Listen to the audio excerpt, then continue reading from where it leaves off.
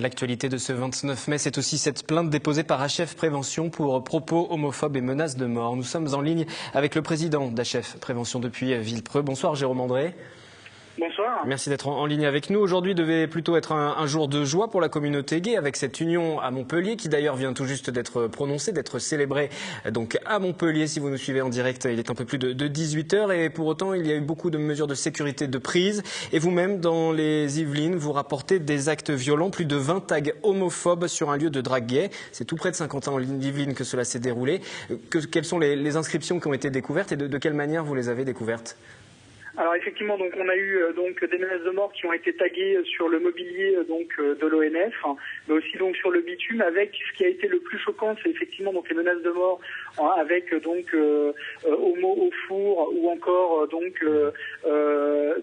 il faut tuer donc les bébés ou des choses comme ça. Et c'est vrai que pour le coup, on a très vite remarqué qu'il y avait des inscriptions du GUD ou encore des jeunes catholiques qui étaient présentes. Et ça, c'est juste inadmissible. Ce qu'on peut noter surtout, c'est qu'il y avait donc des triangles roses. Et ce qui est important et que les gens sachent, c'est que les triangles roses étaient à l'époque donc titulaires pour marquer donc les homosexuels et les envoyer donc en camp de concentration. Donc on se rend bien compte que dans les Yvelines, c'est en train donc de se cristalliser.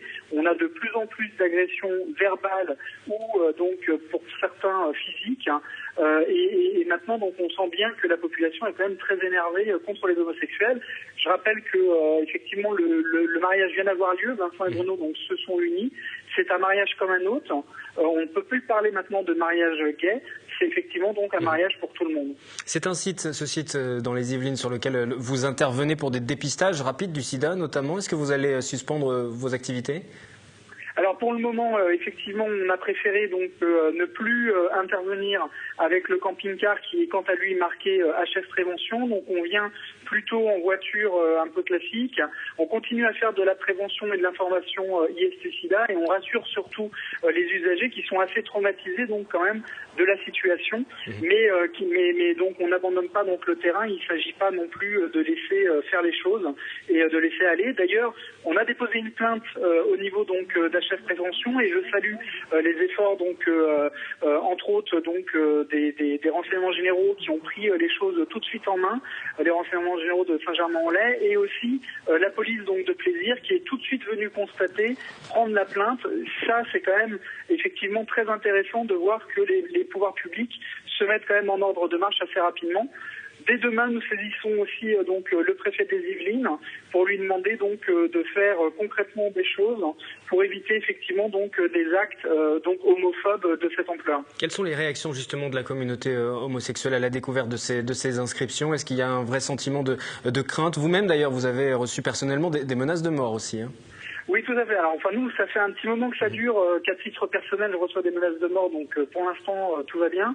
Cela dit, on ne peut être qu'indigné, en colère, de voir effectivement ressurgir des symboles du GUD, qui est un groupuscule d'extrême droite.